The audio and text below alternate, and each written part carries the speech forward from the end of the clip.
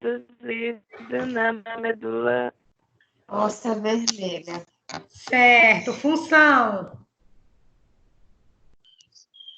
Transportar Transporte oxigênio. de oxigênio, regulação da temperatura e proteção, circulação de hormônios, né? Beleza, arrasaram. Onde que o sangue está?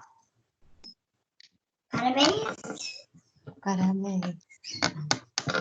Onde o sangue está? Na medula óssea. Não, aí ele é produzido, né? Mas aonde ele está? Sanguíneo. Todo corpo. E ele é produzido na corpo. medula óssea pela célula pluripotencial Célula tronco hematopoética pluripotencial. Beleza. poética pluripotencial. Quase não sai. Quais são as células do sistema sanguíneo? As células. Hemácias. Certo. plasma sanguíneo, né? E os elementos Isso. fibrosos. Quem são os elementos segurados? As células. Os eritrócitos, leucócitos e hemácias. Belezas. E o que o leucócito são as células de defesa do nosso corpo? De defesa, que circulam no sangue. Isso, leucócito. Leucócitos. Isso, plasmócito, eosinófilo, macrófago e por aí vai. O que as hemácias função?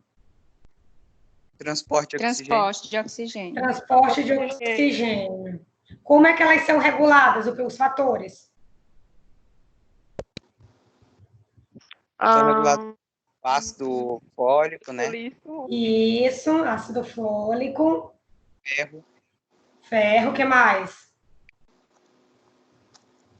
Vitamina B12. O que mais?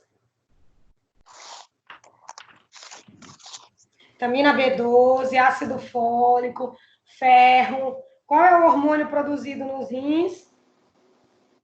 Que regula a produção de hemácia? Eritropoietina. E o que a hemácia carrega que justifica o seu aumento na produção ou sua baixa de produção? Qual é a principal função? Transporte de? Oxigênio. Beleza. Então, por isso, quando eu tenho uma baixa de oxigênio, a medula óssea começa a produzir as hemácias em maior quantidade, tá? A principal função. E aí, a gente falou aqui dos leucócitos, que são as células brancas, são as células de defesa, que promovem defesa rápida, fazem fagocitose. Falamos dos eosinófilos, que são as células relacionadas a infecções parasitárias, que estão relacionadas a alergias. Falamos dos basófilos, que está relacionado à secreção de heparina, anticoagulante, e por aí vai. E aí, na aula seguinte, a gente falou sobre coagulação do sangue. A coagulação do sangue ela é feita por uma célula em específico. Alguém lembra quem é a célula que faz coagulação do sangue? Trombócitos. Plaquetas, beleza. As plaquetas são as células relacionadas à coagulação do sangue. E aí, quais são os 4 mecanismos que envolvem o processo de coagulação do sangue? Espasmo vascular, né? Beleza, espasmo vascular. O que é o espasmo vascular? É quando ocorre a constricção do vaso sanguíneo. Com o objetivo de diminuir a perda de sangue. Então, o primeiro movimento hemostático que ocorre quando eu estou perdendo sangue é a constricção vascular, ou seja, o vaso sanguíneo ele tem a capacidade de se alargar ou de diminuir a sua luz, o que vai circular nele. Quando eu estou perdendo sangue, o objetivo é diminuir aquela perda. Então, o vaso sanguíneo, ele sofre esse espasmo, ele se contrai para diminuir a quantidade de sangue nele. Beleza. Qual é o segundo fator que acontece? Formação do tampão plaquetário. Formação do tampão plaquetário, Antonielli. O que é a formação do tampão plaquetário? Onde ele vai agregar todas as plaquetas no local de ferida. A senhora deu até o exemplo das plaquetas gordinhas. Certo, excelente. Então, as plaquetas vão ser chamadas para o lugar que a ferida está acontecendo e elas vão se agregar, chamado de tampão plaquetário. Aí tu já falou a primeira coisa. As plaquetas, elas mudam sua forma para poder fazer esse tampão. Elas ficam gordinhas, o que mais acontece com elas? Quem lembra? Sofrem Oi, filho, não entendi. Sofrem prolongamentos para... Isso. começam a produzir prolongamentos, ou seja, elas começam a se estirar em direção umas às outras, é como se elas se dessem as mãos. O que mais acontece com as plaquetas? Tumefação, ficou gordinha, prolongamentos, elas ficam pegajosas, tá? Elas começam a emitir substâncias para ficarem pegajosas, facilitando a aderência de uma plaqueta com a outra e facilitando a aderência da plaqueta com o vaso sanguíneo, diminuindo a perda de sangue, tá? Elas começam também a liberar substâncias, principalmente ADP e tromboxano, que são substâncias sinalizadoras ou quimiotáticas, para trazer todas as outras plaquetas à toa que ainda estão circulando para o local da ferida e evitar ainda mais a perda de sangue, tá? Então, essas são algumas características, isso é o tampão plaquetário, agregação plaquetário. Terceira coisa que acontece, depois que as plaquetas chegam, o que acontece no local da ferida? Formação de quê? Do coágulo. Como é que o coágulo se forma? Como é que o coágulo se forma? Com a formação da tromboplastina, é toda aquela explicação, né? E toda aquela explicação, né? Protrombina, vem o ativador de trombina, vem o ativador, se converte, e aí eu tenho no final a conversão de fibrinogênio em fibrina, que nada mais é do que as fibras que promovem a malha, a rede, que vai formar o coágulo. Então, o coágulo ele é formado por todas as células do sangue que estão naquele local, associado a uma rede, a uma malha de fibrina, tá? Essa fibrina aprisiona todo aquele conteúdo e liga as duas partes do vaso lesado e liga todo o conteúdo daquele local. E aí se forma o coágulo, tá? O coágulo se forma e aí ele fez sua função, paralisou a perda de sangue, evitou a hemorragia e aí depois de um tempo ele se desfaz, ele sofre lise. Como é que se dá a lise desse coágulo? Através de enzimas, né? Através de enzimas. Quem lembra o nome das enzimas? Que vem do plasma, pelo nome dela, plasmina. Então, plasmina é a enzima que favorece a lise do coágulo. Por que eu preciso, depois que o coágulo desempenhar a sua função, destruir o coágulo? Porque senão eu vou ter uma isquemia, uma hipóxia e até uma necrose do tecido. Então, o coágulo ele só fica naquele local até o momento dele desempenhar a sua função de paralisar a perda de sangue, de evitar a hemorragia. Tá? Então, esses são os quatro passos que nós temos para a formação e desempenho da coagulação sanguínea. E aí a gente citou também alguns problemas que as pessoas podem sofrer relacionados a essa coagulação do sangue. Falamos da vitamina B12, tá?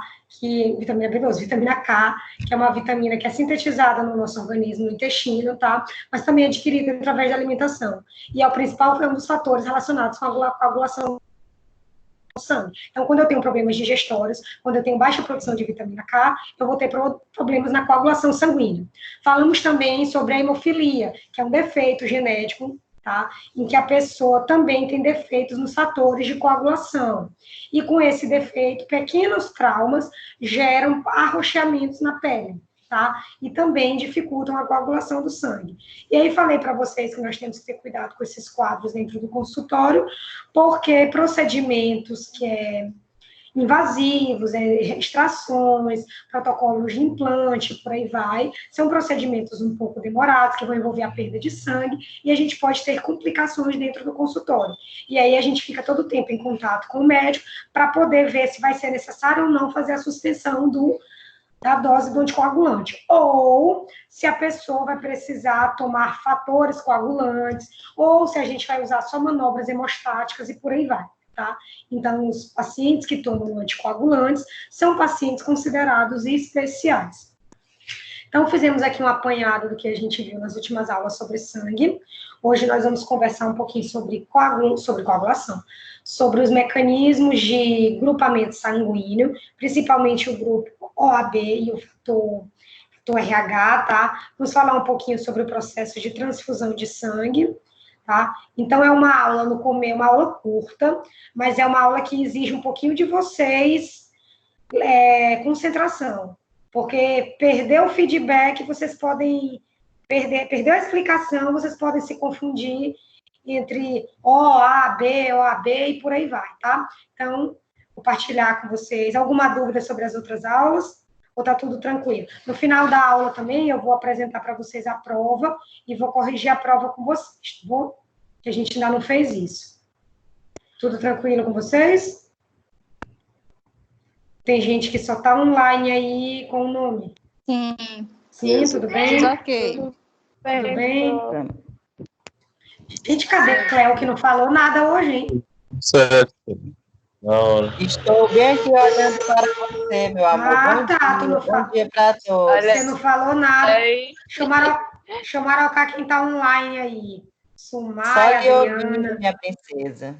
Alessa, Ana Paula, Antoniele, Atos, Camila, Cléo, Daniele. Margarete Tô tá online. Quer aqui, dizer, professor. fala, Margarete. Elisane. oi, Mano, bebê. Ah, bebê, eu pensei que tu tava só mentindo que tava online. Elisane, Manu, Ih, rapaz, respeita a Erimaiane, minha história. Fábio, Fernando, Flávia, Gabi Moraes, Gabi Frazão, Hércules. Olha, Hércules tá online na aula. Na aula online ele chega na hora. Irlane, Jandira, Kelly, Qual é, Lara. professora? Lorena. Ah, é bonito. Lara, Lorena, Maria Fernanda, Mari Bacelar, Merileide. E Merileide, tu tá com 2 acessos, tá muito chique, tá me escutando 2 vezes. Micheline, Michele, Nilson, Pati, Péricles, Hilary, Roberta, Thiago e Vitor. Sejam bem-vindos, galera. Só passei aqui o olho para ver. Oi. Obrigada. É porque para conseguir falar com a senhora tem que ser celular, que meu computador, o microfone não presta. E para olhar a imagem é melhor no computador, que é maior, entendeu? Ah, entendi. Bom dia. Professor, Então- hoje parece que tem mais gente online do que na sala de aula. Pois é, eu tô achando, e o pessoal até respondeu. Então, bora lá. Hoje, como eu falei para falar para vocês, o nosso tema de hoje é grupos sanguíneos e transfusão de sangue, tá? Eu espero que ao final dessa aula vocês sejam capazes de definir a diferença de aglutinógeno e aglutinina, saber onde está o aglutinógeno, saber onde está a aglutinina e para que serve cada uma. Eu espero que vocês saibam diferenciar os grupos sanguíneos, entender o processo de transfusão de sangue e conhecer uma doença chamada de eristoblastose fetal, tá? Então, esses são os objetivos da nossa aula, que a gente vai tentar responder no decorrer dessa aula. Qualquer dúvida, vocês podem estar interrompendo, tá? Antes da gente começar, eu queria fazer uma enquete. Quais são os grupos sanguíneos que vocês conhecem? O que são os grupos sanguíneos? Qual é a função desses grupos sanguíneos? E aí? Os grupos são A, B, O positivo, O negativo. AB. E pô, como é que a gente determina esses grupos sanguíneos? Como é que a gente sabe qual é o grupo que a pessoa está? Professora, eu não sei, só sei que o meu é O positivo, porque minha mãe e meu pai são O positivo. Mas eu quero dizer, como é que tu sabe que o teu é O? Gente, é simples. Porque eu fiz exame de tipagem. Ah, tá, beleza, pronto, excelente. Tu fez exame de sangue, de tipagem, beleza. E para que servem esses grupos sanguíneos? Por que a gente tem? Se eu não me engano, eu acho que é uma enzimazinha que diferencia eles. Que uns têm diferente e outros não têm, que é o O. Todas as pessoas podem, por exemplo, ter o mesmo grupo sanguíneo? Não. Geralmente quem tem um tipo de sangue tem restrição de receber de outros grupos. Por exemplo, o meu tipo de sangue, ele é doador. Universal. Não, ele só não doa por O negativo, mas ele é receptor universal. Tu é AB? Se eu não me engano. AB positivo. Eu sou negativa, Na verdade, eu não sou receptora universal, não, desculpa. Eu sou quase que doadora universal, só não dou por O negativo. Eu já ia dizer, então tu O é negativo, que é o Professora, me tira uma dúvida. É universal. Oi, meu. É o O pode positivo dizer. que é universal, né, professor? Não, é O Professora, negativo. o pai e a mãe positivo e os filhos todos com fator RH negativo é possível? A gente vai falar sobre isso. É a possibilidade, porque a gente tem várias combinações, tá? Mas é menos. Aqui em Mas casa, é meus menos. pais. O meu pai era positivo, a minha mãe é positiva e eu sou A negativo, meu irmão é AB negativo e o outro é O negativo. O O, ele é doador universal, tá? Então, vocês podem ser Sim. A, B tranquilamente. A, o B separado, não tem problema nenhum, tá? E a mesma coisa os fatores, nós temos uma combinação. O objetivo dessa aula não é que vocês decorem, para quem pode doar para quem, a gente vai falar no geral, tá? Vocês vão ver no final, vou mostrar uma tabela que tem todas as possibilidades, mas eu não quero que vocês decorem, eu quero que vocês saibam quais são os principais grupos sanguíneos, que a gente vai falar, que no caso é o O, o A e o B, e os fatores RH positivo e negativo. E aí já falaram aí direitinho. Qual a importância da gente conhecer esses fatores? Porque a gente precisa, às vezes, doar sangue de uma pessoa para outra. Se a gente não fizer essas combinações adequadas, esse exame de tipagem sanguínea, a gente pode levar a pessoa a óbito por uma troca de grupos inadequados, tá? Então, uma pessoa pode morrer por um erro de grupamento sanguíneo. E aí, bora começar. O que é o grupo O, A e B? São grupos sanguíneos que são determinados pela presença ou não de dois tipos de antígenos, o antígeno A ou o antígeno B. Quero dizer para vocês que eu tenho as hemácias e na superfície das hemácias eu tenho o que a gente chama de aglutinógeno. Vocês podem até desenhar uma hemácia e botar as pernazinhas na membrana dela. Então, na membrana das hemácias, eu contenho antígeno chamado de aglutinógeno. Esse aglutinógeno pode ser aglutinógeno A, aglutinógeno B, ou não ter nenhum aglutinógeno. E aí ele vai ser chamado de grupo O, tá? Então, os aglutinógenos, eles estão na hemácia, na superfície da membrana das hemácias. Eles são de 3 tipos diferentes. Ou aglutinógeno A, ou aglutinógeno B, ou um aglutinógeno nem A nem B, que é chamado de aglutinógeno superfície das hemácias. Esses aglutinógenos, eles são proteínas, são substâncias proteicas. Pela sua presença ou não, eles vão ser chamados de A, B, ou não ter os aglutinógenos O. Já eu no sangue, eu tenho no plasma sanguíneo circulando proteínas também, que são chamados de aglutininas ou anticorpos. Então, enquanto nas hemácias eu tenho aglutinógenos, que é igual a antígenos, circulando no plasma sanguíneo, eu tenho anticorpos ou aglutininas, que também são substâncias proteicas, tá? E por que eu preciso saber disso? Porque quando eu faço a combinação da substância que tem circulando no sangue com a substância que está contida nas hemácias, eu vou ter o meu grupamento sanguíneo OAB. Eu preciso ter compatibilidade com o que tem na membrana da minha hemácia, com compatibilidade com o que tem circulando no meu sangue. Por exemplo, se eu tenho circulando no meu sangue, deixa eu ver se tem alguém aqui. Se eu tenho circulando no meu sangue, o aglutinógeno A, eu não posso ter, se eu tenho na membrana da minha hemácia aglutinógeno A, eu não posso ter circulando no meu sangue aglutinógeno anti-A, tá?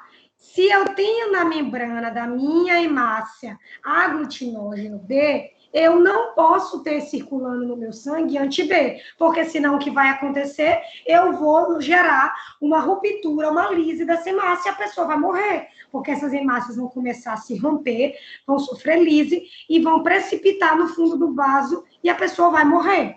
Então, eu tenho 2 fatores para falar de grupamento sanguíneo. Vou repetir de novo. Eu tenho uma hemácia que tem prolongamentos nas suas superfícies, substâncias proteicas, que são chamados de aglutinógenos. Circulando no meu sangue, eu tenho anticorpos, que são aglutininas. Essas 2 substâncias são substâncias de caráter proteico, são proteínas que precisam se combinar. Então, se eu tenho na minha hemácia aglutinógeno A, eu vou ter circulando no meu sangue substância anti-B. Se eu tenho na minha hemácia, na superfície, aglutinógeno B, eu vou ter circulando no meu sangue anti-A, Se eu tenho O na membrana da minha hemácia, eu não vou ter aglutinógeno nem A, nem B. Mas eu vou ter circulando aglutinina anti-A e anti-B. E por aí vai. Não entendi nada, professora. E, professora, qual é aquela injeção que Nem algumas eu. mulheres tomam no segundo Dá pra dia? senhora repetir, porque eu não entendi nada. Quem falou foi Hércules. Eu mesmo. Porque eu falei para vocês, eu preciso de concentração de vocês. Se vocês vacilarem, vocês não vão entender o que eu estou dizendo. Deixa eu ver se eu faço um desenho aqui. Rapidão, para vocês. Ó, pensem nisso aqui como uma imagem. Aglutinógeno é diferente de tipagem A e B, né? Não é a mesma coisa. Porque a senhora colocou assim, A e B. Tem aí na explicação. E não fala do O. Não, mas é porque o O, ele não vai ter o A e o B. Ele também é. Entendeu? Deixa eu Então, fazer ele é um desenho pra- aglutinógeno também. Isso mesmo. Tá? Deixa eu Então, colocar aqui. o anti-A vai ser o B, no caso, e o anti-B vai ser o A. Isso, pronto, é o contrário. É isso mesmo. Deixa eu fazer aqui um desenho de uma hemácia. Tá linda a minha hemácia. Não sorri. Professora, Oi, amor. não é mais Diga. fácil pensar assim, se tu tem aglutinógeno A, tu não pode ter anti-A no teu corpo. Se tu tem B, tu não pode ter anti-B. Se tu tem O, tu tem o A e o B junto, não é isso? Mas é isso que a Hércules está dizendo, é isso mesmo. Tá? Resumindo, é isso. Deixa eu só fazer o desenho para vocês entenderem onde está cada coisa. Essa célula aqui que eu estou tentando desenhar para vocês... É porque como- aquele ditado, se tem um, não pode ter o outro. Ó, isso aqui é uma hemácia. E na superfície, é uma hemácia. E na superfície das hemácias, eu tenho... Vocês vão escrever. Na superfície das hemácias, eu tenho... Isso aqui seria o quê? O aglutinógeno. Tá? Na superfície das hemácias, eu tenho o aglutinógeno. E circulando no sangue, eu tenho as aglutininas, tá? Aglutinógeno é igual a antígeno e aglutinina é igual a anticorpo. Então, na hemácia, é que eu posso dizer para vocês, nas hemácias, na superfície delas, eu tenho vários aglutinógenos. Vou até fazer um desenho diferente para vocês entenderem o que eu estou dizendo. Vou pegar outra forma aqui. Bom. É como se essa primeira forma que eu tivesse desenhado, pensem assim, essa primeira forma que eu desenhei seria a.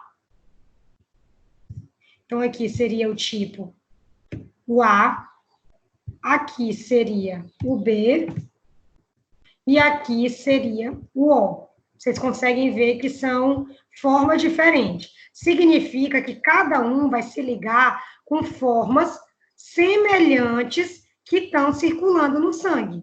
Então, as hemácias de uma pessoa contêm na sua membrana aglutinógeno, que é a mesma coisa que antígeno, tá? São substâncias proteicas que determinam o grupo sanguíneo. Quando eu tenho o aglutinógeno A na membrana da minha hemácia, eu vou ter circulando no meu sangue anti-A ou anti-B? Anti-B. Por quê? Anti-B. Por quê? Tá certo. Porque não tem Porque o anticorpo anti-B, ou se ele tivesse anticorpo anti-A, ele ia começar a tentar combater o aglutinógeno da própria célula. Excelente, isso O mesmo. aglutinógeno. Excelente, Merilei. Então, a palavra é essa, combater. Então, se eu tiver A na superfície da minha hemácia, eu não vou ter circulando A no sangue. Porque se eu tiver A circulando no sangue, eu vou ter uma reação de característica imunológica e eu vou começar o quê? A matar as minhas próprias células. Tá? Então, é uma reação de imunológico, baseada no mecanismo de chave e fechadura, baseada no reconhecimento, baseada em compatibilidade. Se eu tiver incompatibilidade entre o que eu tenho na hemácia e o que eu tenho circulando no sangue, eu vou ter uma lise, uma ruptura, uma morte das minhas hemácias. E a pessoa vai vir a óbito, tá? Então, se eu tenho na membrana da minha hemácia A, eu vou ter circulando no plasma do meu sangue anti-B. Se eu tenho B na superfície da minha hemácia, eu vou ter circulando no meu plasma anti-A. Se eu tenho O, eu vou ter o quê? Se eu tenho O, eu vou ter circulando anti-A e anti-B. Porque o O, ele é diferente do A e do B, tá? Então, eu vou ter anti-A e anti-B. Essa é a lógica. Então, de novo, o grupamento sanguíneo, tá? Ele está relacionado à presença de um antígeno e um anticorpo. É uma reação de caráter imunológico. É uma reação de reconhecimento de compatibilidade entre substâncias proteicas, que estão contidas na membrana das hemácias do indivíduo, que estão contidas circulando no plasma sanguíneo. Na membrana das hemácias eu tenho substâncias conhecidas como aglutinógenos, que é igual ao antígeno, que pode ser de 3 tipos, A, B e O. E circulando no sangue da pessoa, no plasma sanguíneo, eu tenho circulando anti-A, anti-B, ou não tenho nada circulando. E aí isso vai determinar o grupo A, o grupo B e o grupo O. O que vai determinar o grupo que a pessoa pertence é o aglutinógeno que tem na hemácia, tá? O aglutinógeno que tem na hemácia. E aí, para que isso serve? Por que eu preciso saber disso, professora? Porque essas combinações nos permitem tipificar o sangue da pessoa, nos permitem determinar de que pessoas elas podem receber sangue, tá? Nos permitem caracterizar o sangue dessa pessoa. E por que eu preciso saber disso? Porque antigamente isso se descobriu de uma forma muito dolorosa. Como é que se descobriu a tipagem sanguínea? Até o século XIX, quando as pessoas estavam, principalmente em guerra, as pessoas estavam morrendo, precisando de sangue, eles tiravam o sangue de uma pessoa e colocavam em outras pessoas. E aí, o que eles começaram a descobrir? Que algumas pessoas morriam e outras não. E aí se ficava a pergunta, por que alguns morrem e outros não morrem? E aí eles começaram a fazer experimentos em ratos, entendeu? Começaram a tirar o sangue, coletar e ver no que o sangue tinha diferente e descobriram que a gente tinha proteínas, tanto nas hemácias quanto circulando no sangue, com características diferentes. Então, isso justificava por que durante as transfusões algumas pessoas morriam e outras não morriam, tá? E a transfusão de sangue, ela é extremamente necessária, gente, em situações em que a pessoa está tendo, ou não está conseguindo produzir as células sanguíneas, ou está com alguma hemorragia que precisa ser contido e o corpo não consegue por si só, ou antes de cirurgia, em que vai ver a perda de muito sangue, tá? Então, a transfusão sanguínea, ela é muito feita hoje. Até em odontologia, às vezes, quando a pessoa tem problemas sanguíneos, ela pode ser necessário fazer, antes de alguns procedimentos, o mecanismo de tomar sangue, tá? Claro que isso a gente não vai fazer dentro do consultório, isso é feito com combinação, com o médico, hematologista que acompanha, e por aí vai, tá? Então, os grupos sanguíneos, eles são extremamente importantes por isso, para evitar uma morte da pessoa desnecessária, tá? Então, quando se descobriu isso, tá? A gente disse, através de experimentos, ficava claro que as pessoas tinham aglutinação e hemólise das hemácias. Essa aglutinação, ela poderia ser imediata ou ela poderia ser um pouco tardia, tá? Os antígenos e anticorpos de uma pessoa nunca, essa é a palavra, nunca são exatamente os mesmos em outra pessoa. Cada pessoa carrega sua tipagem sanguínea. Cada pessoa carrega baseada na sua herança genética, tá? Mas, quando são tomados precauções apropriadas, a gente vai determinar adequadamente o grupamento sanguíneo dessa pessoa, por meio de um exame de sangue, por meio de um exame de tipagem sanguínea, tá? E aí começamos a falar do grupo A, dos antígenos aglutinógenos A e B. Antígenos são os anticorpos que estão na superfície das hemácias, que tem a função de se combinar com as aglutininas ou anticorpos que estão circulando no plasma sanguíneo. Essa combinação envolve uma reação de caráter imunológico. Eu preciso ter uma combinação perfeita para que eu não tenha hemólise, eu não tenha precipitação das hemácias, eu não tenha ruptura das hemácias, eu não tenha morte dessa pessoa, tá? Então, de novo, quando eu tenho na superfície da hemácia o aglutinógeno A, quem que vai estar circulando no meu sangue? Aglutinina anti-B. Beleza. Se eu tenho na superfície da minha hemácia aglutinógeno B, quem que vai estar circulando no sangue? Anti-A. Anti-A. Aglutinina anti-A. Se eu tenho O na membrana da minha hemácia, quem que vai estar circulando no sangue? As duas, anti-A e As anti-B. duas, anti-A e anti-B. Agora, piorando a situação de vocês, bora lá. Oi. Alana, se eu tiver o sangue AB, é porque eu não tenho nenhuma? Isso, tu não tem nenhuma, excelente. Agora eu vou começar a brincar. Bora lá, deixa eu ver se vocês entenderam o que eu tô dizendo. Quando eu tenho circulando no meu sangue, agora é o inverso. Quando eu tenho circulando no meu sangue anti-A e anti-B, quem vai estar na minha membrana da hemácia? Aglutinógeno O. Beleza. Se eu tenho circulando no meu sangue anti-A, quem é que vai estar na minha hemácia? B. Se eu tenho circulando no meu sangue anti-B, quem é que vai estar na minha hemácia? A. E se eu não tiver circulando nem A e nem B? Não tenho nada.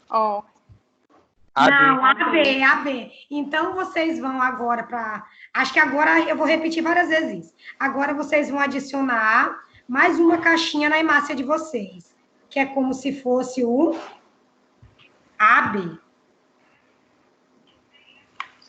E o negativo e positivo? O negativo e positivo é mais para frente, calma. São duas coisas diferentes. Então, a gente está falando primeiro de grupo O, A, B. Agora eu vou... Vamos ver se ficou claro. Bora fazer uma tabela. Deixa eu inserir aqui um slide. E vou criar uma tabela para vocês. Vocês vão me ajudar a completar essa tabela. Inserir tabela.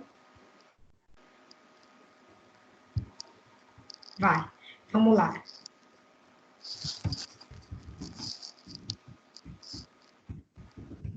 Tipos sanguíneos. Vou botar aqui aglutinógenos. E eu vou botar aglutininas.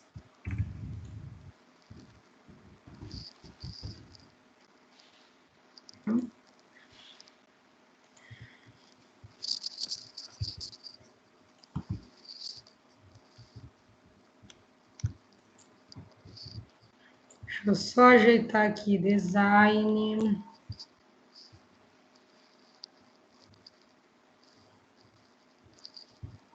Deixa assim mesmo, não estou conseguindo. Então, bora lá. Se eu tiver na membrana da minha hemácia, não tiver nada, e tiver circulando no meu sangue. Qual é meu grupo sanguíneo aqui? Se eu tiver na superfície da minha hemácia e tiver circulando no sangue, quem sou eu?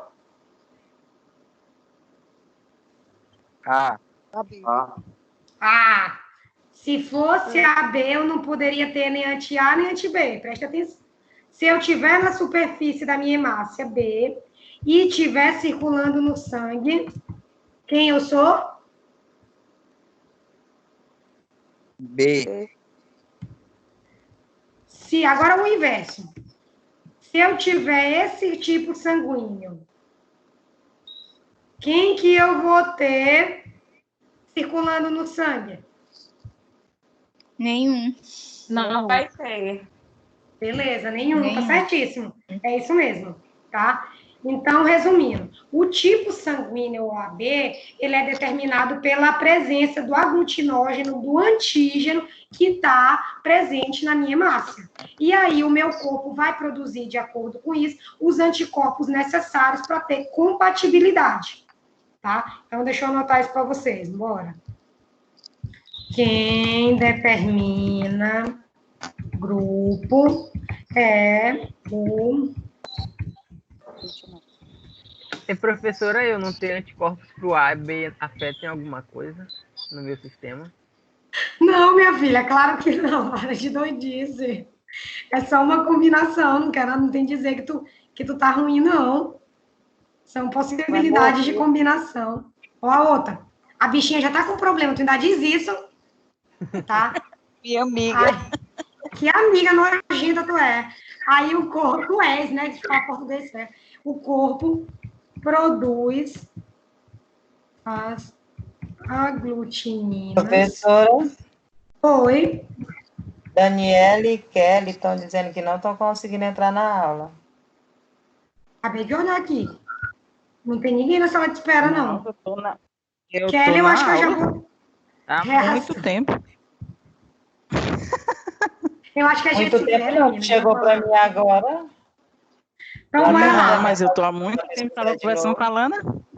Ó, coloquem essas observações aí, tá? Outra Kelly, a Kelly da nossa... É gente Kelly, menino.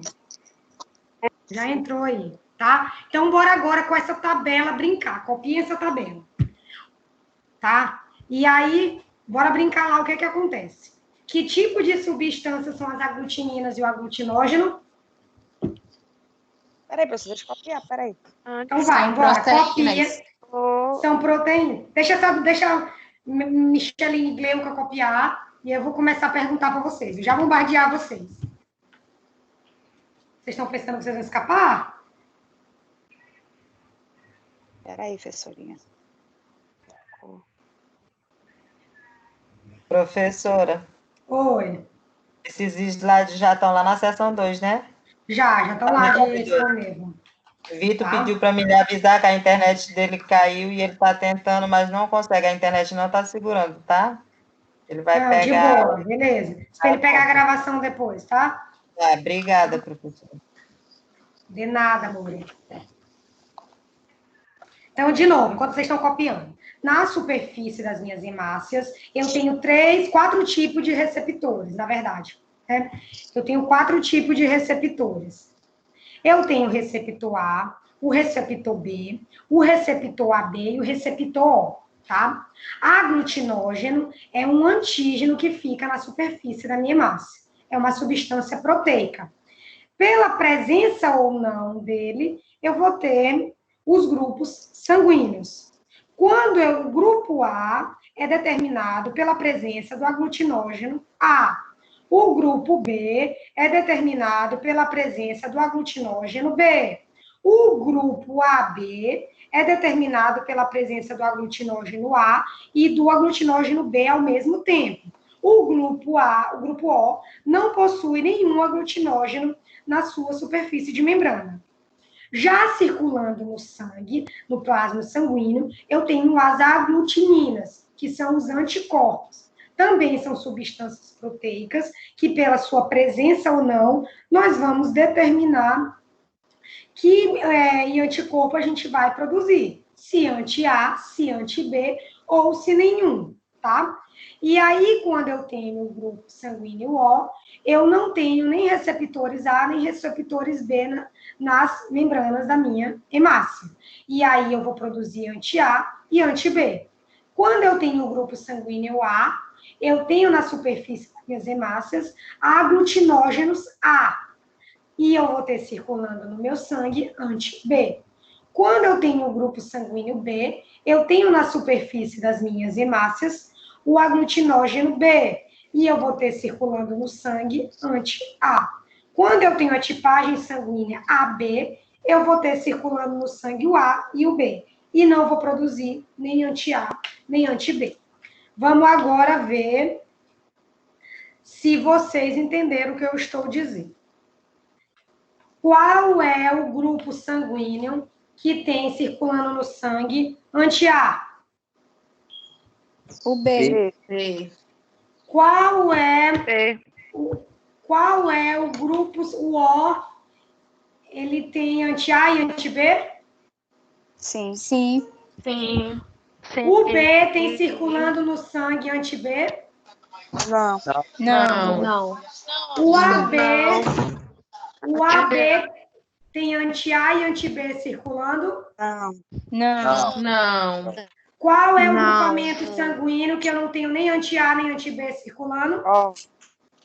AB. AB. AB.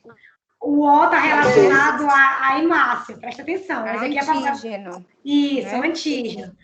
Qual é o grupo sanguíneo que eu não tenho antígeno na superfície? O O. Ó. O que que circula no sangue do grupo A? Anti-B. O que que qual é o tipo sanguíneo que eu não tenho nem anti-A nem anti-B? AB. Beleza. Diante disso, eu pergunto para vocês.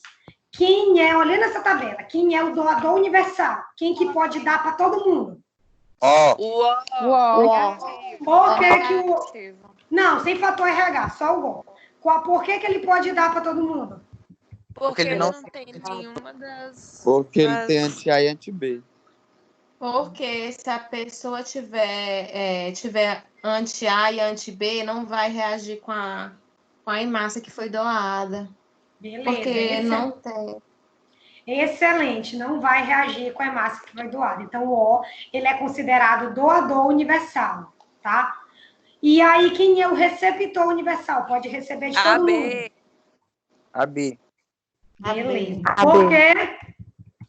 Porque ele tem as duas... Porque não tem os a dois glutinina antígenos. no plasma. Beleza. Excelente. Aí, agora, deixa eu fazer uma outra figura aqui para vocês. Deixa eu ver se eu faço aqui mesmo. Inserir forma. Eu gostei do meu quadro, não vou mentir para vocês. Tô sofrendo com esse negócio, mas vai dar tudo certo. A gente já está mais perto do que nunca. Inserir forma.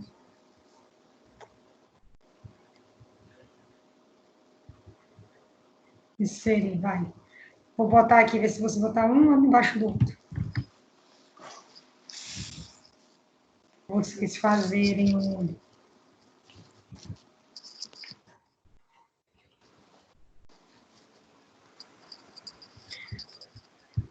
Inserir caixa de texto. A gente vai colocar aqui o O como doador universal. Isso aqui é bem comum. O O dá para o A.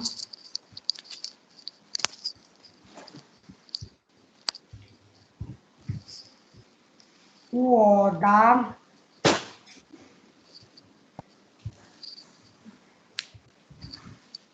É que eu vou já ajeitar. Estou fazendo aqui a conta.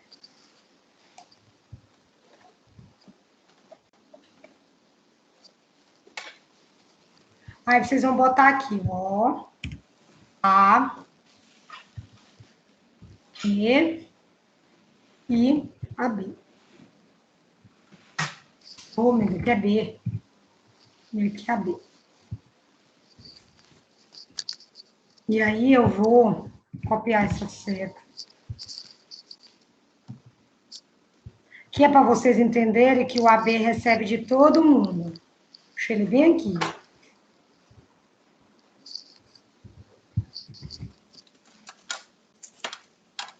Não seria mais ou menos... Tá? E aí, deixa eu ver se eu consigo fazer uma outra seta aqui. A setinha que dá a volta, que significa que ele dá para ele mesmo. Então, o grupo O, ele pode doar para ele mesmo. O grupo O pode doar para ele mesmo.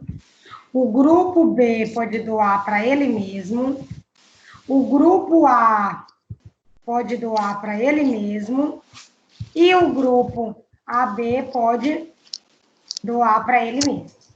Tá? Resumindo, é isso. Então, a gente vai ter o O, como doador universal, o O dá para o A, o O dá para o B, o O dá para o AB.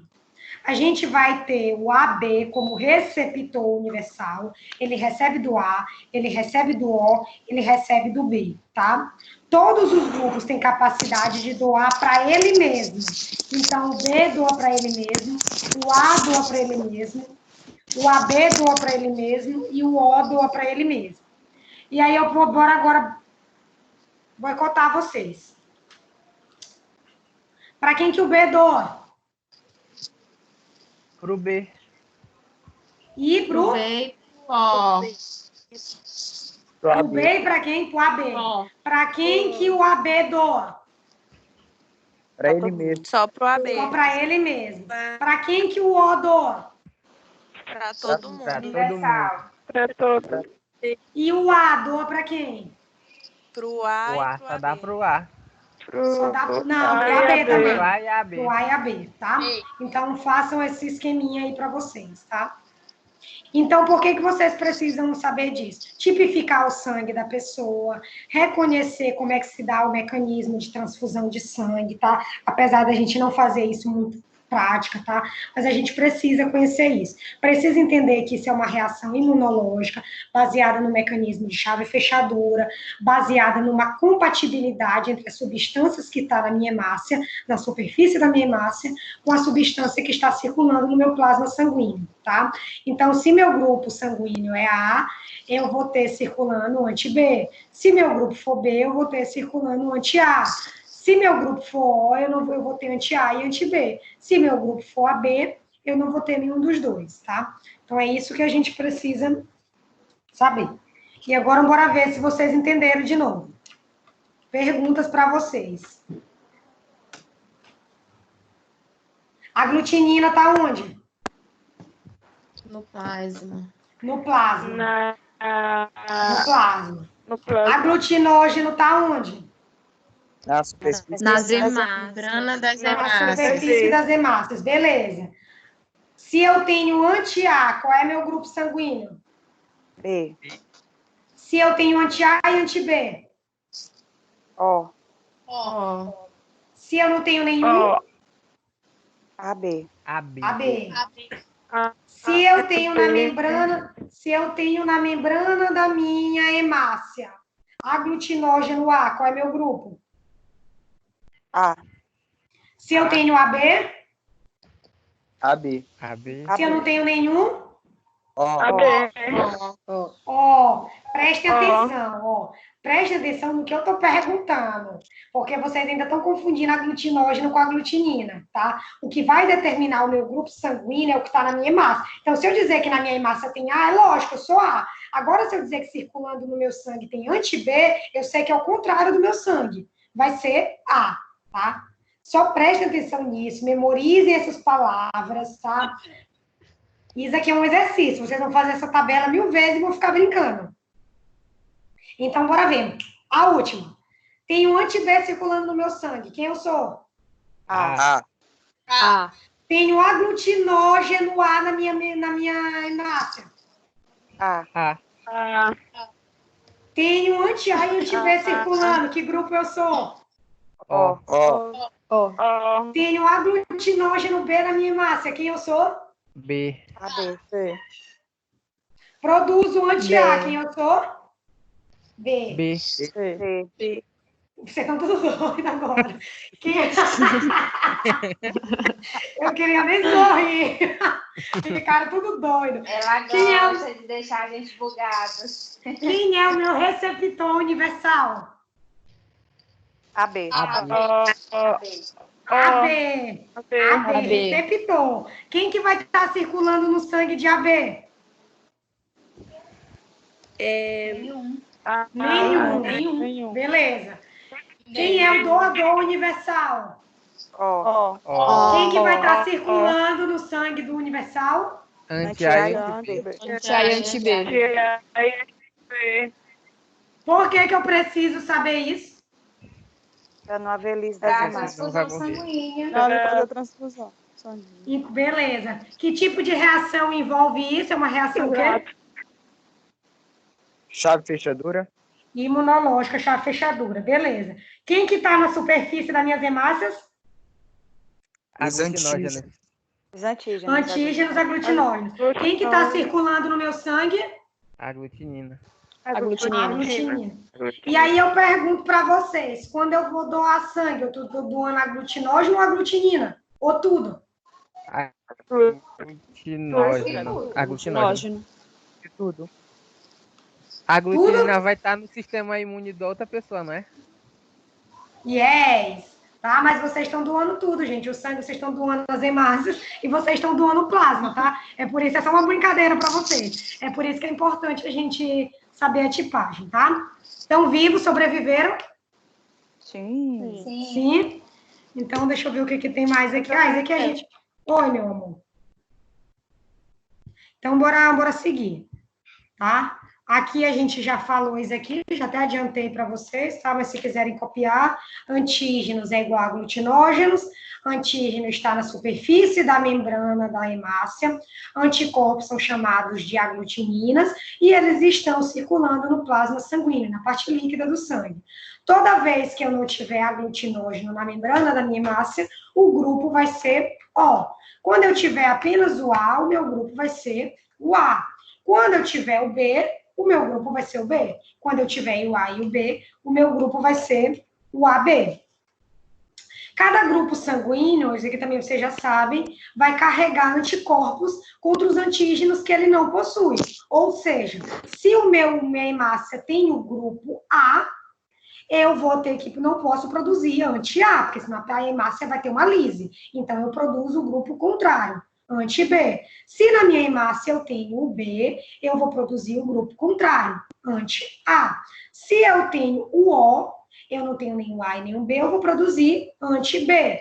Se eu tenho o AB, eu vou produzir, no caso, nenhum e nem outro. Isso aqui a gente já falou, é só, de novo, repetindo a mesma coisa, tá? Vocês estão copiando ou pode passar? Vai passar, professora. Pode, isso aqui a gente já falou, tá? As aglutininas, já falei para vocês, tá? Elas são produzidas nas células tá? São produzidas pelas mesmas células que produzem os anticorpos, tá? Relacionado ao nosso sistema imunológico, tá? Que são os assuntos das nossas próximas aulas, sistema imune. Tá? Ela é um anticorpo, ela é um fator de proteção do nosso corpo, um fator de reconhecimento contra agentes estranhos. Isso é uma aglutinina. Elas são produzidas de acordo com os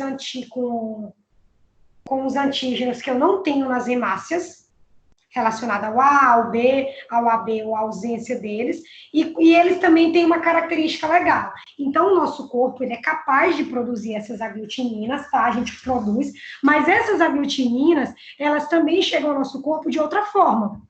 As aglutininas, elas podem chegar ao nosso, através da alimentação, tá? Através das coisas que a gente ingere, tá? Então, é outra forma que essas aglutininas chegam no nosso corpo, tá?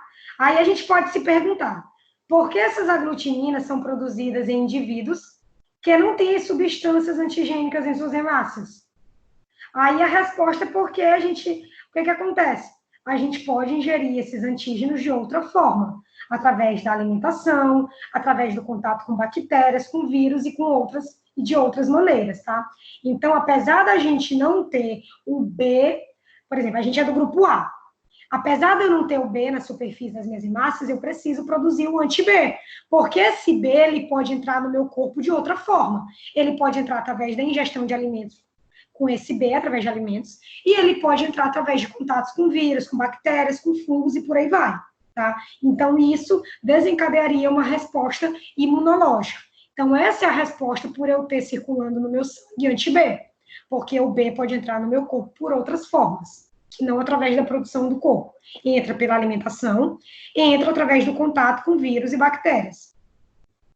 Uma outra coisa que eu quero perguntar para vocês é, os bebês, quando o recém-nascido nasce, vocês acham que essas aglutininas deles já estão no ponto?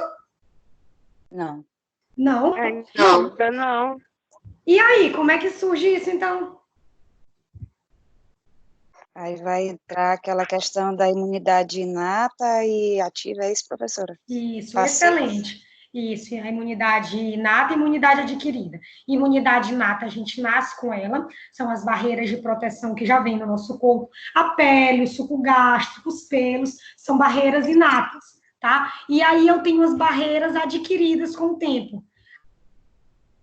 As barreiras adquiridas, tá? Nós temos os mecanismos de anticorpos, tá? Então, o recém-nascido, gente, ele nasce quase com nenhuma aglutinina. Poucas ou nenhumas aglutininas circulam no sangue desse recém-nascido.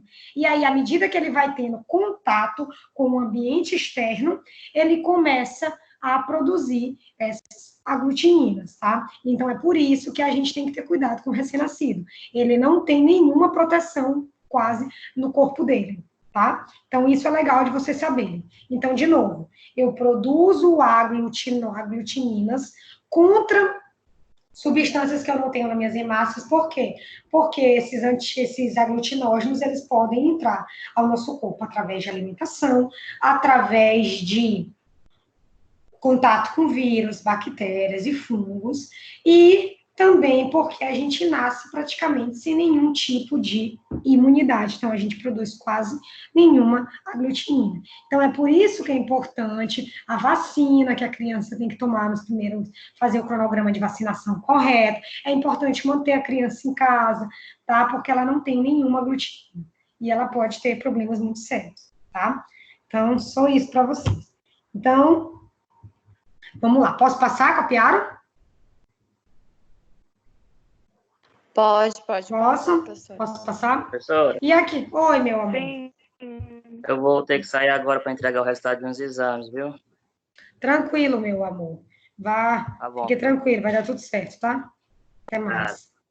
Até mais. Ó, gostei, Fernando disse, foi se justificar. Isso aqui é praticamente a mesma tabela que vocês já viram, que a gente de outra forma, tá? E mostrando para vocês os prolongamentos nas hemácias, né? Os aglutinógenos ou os antígenos, substâncias proteicas que tem nas hemácias. E aí, com essa figura, fica fácil vocês também memorizarem o que a gente falou até aqui. Então, quando eu tenho, vocês veem que é como se os mecanismos chave fechaduras fossem diferentes. O grupo A eu tenho um tipo de receptor, para o grupo B outro, para o grupo AB eu tenho os dois, e para o grupo O eu não tenho nenhum, tá? Então, de novo, resumindo, não tenho anticorpo circulando no meu sangue. Que grupo eu sou? O. Não tenho nenhum anticorpo circulando. AB, beleza. Tenho anti-B circulando no meu corpo. Não tenho nenhum antígeno na minha hemácia. Tenho anti-A circulando. B. Beleza. Então, isso aqui é o resumo do que a gente falou quando a gente fala de grupo O, grupo A, grupo B, tá? O que é que eu preciso que vocês saibam? Onde está a aglutinina, onde está o aglutinógeno, que tipo de substâncias são, saber que é uma reação de caráter imunológico, mecanismo chave-fechadura, isso tipifica o sangue da pessoa. Eu quero que vocês saibam quem é o doador universal, o receptor universal, por que que a pessoa tem uma aglutinina contrária ao que tem na hemácia, que é uma questão de proteção, porque a gente adquire antígenos por outras formas, através de alimentação, de bactérias, de vírus. Saber que o recém-nascido, ele nasce sem nenhuma ou pouca aglutinina, tá? Então, é isso que vocês têm que saber.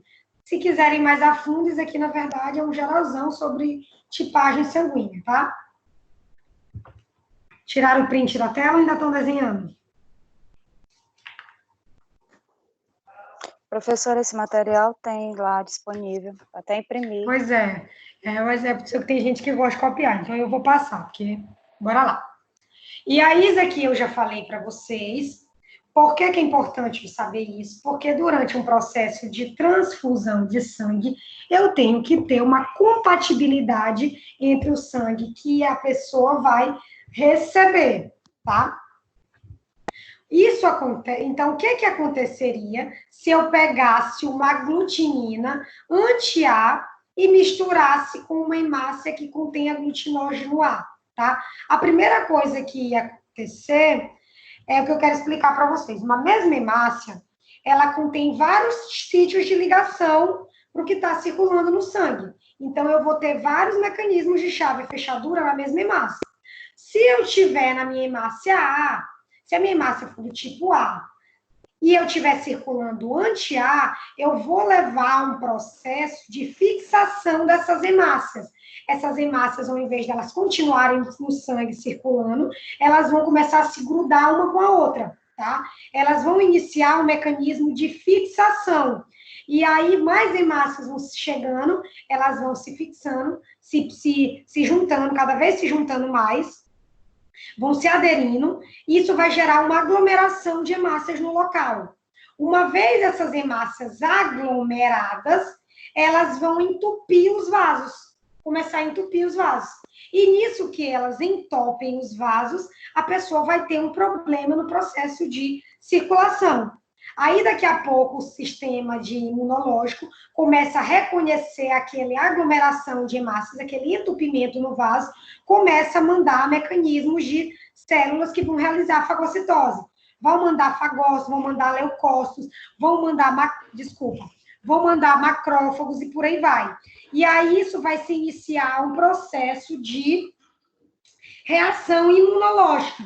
Vão começar a ser liberadas enzimas e essas hemácias vão começar a se romper, tá? Isso é chamado de hemólise, ruptura das hemácias pelo sistema imunológico.